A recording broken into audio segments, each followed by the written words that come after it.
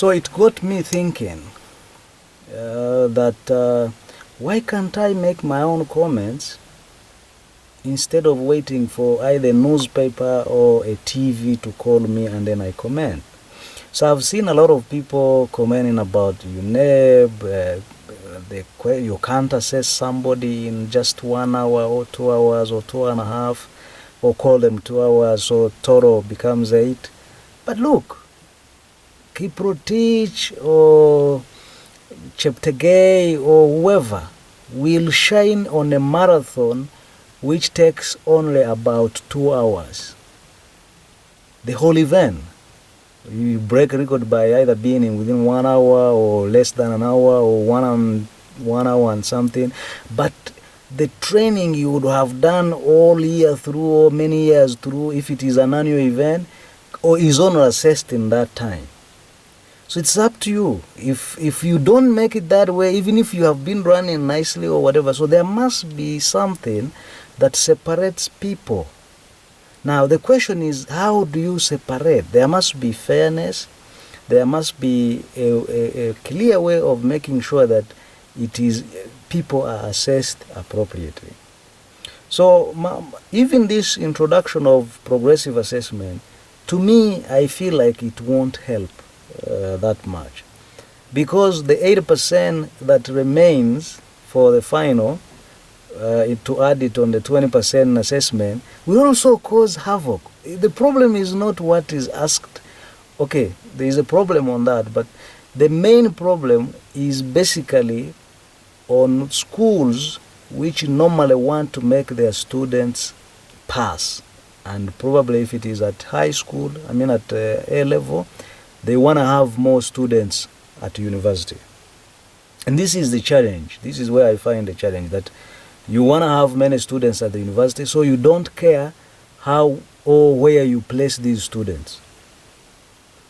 Now, I've taught a lot of students who are doing Bachelor of Science, others are doing Bachelor of Science with Education, but their fathers, their parents, their guardians, whether brothers or sisters or uncles or dads, actually could pay for them for a good course which they are passionate about, and they do it and they graduate. And even probably these dads or sisters or brothers, uncles, aunties, whatever or whoever the guardian is, has the capability of paying for them as well as placing them.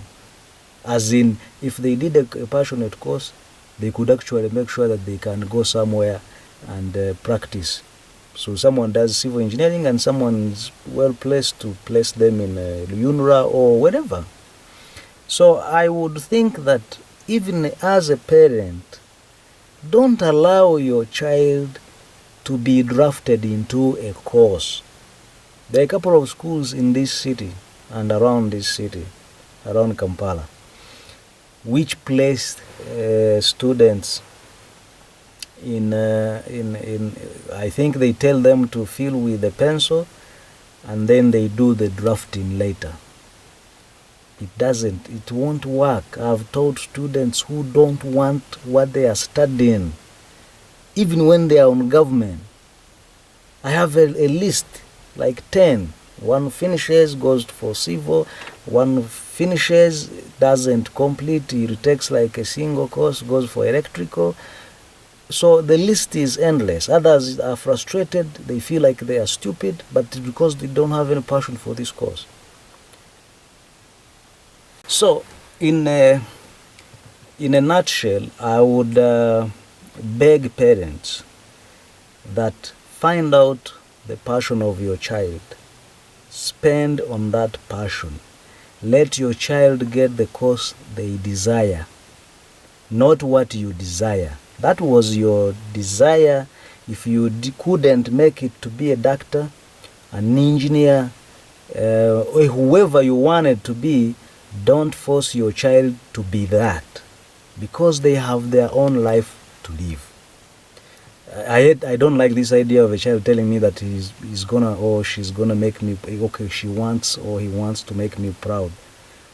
If I couldn't make myself proud, you make your own children proud as a child. So as parents and guardians, I beg, Let's look out for the passion of our children.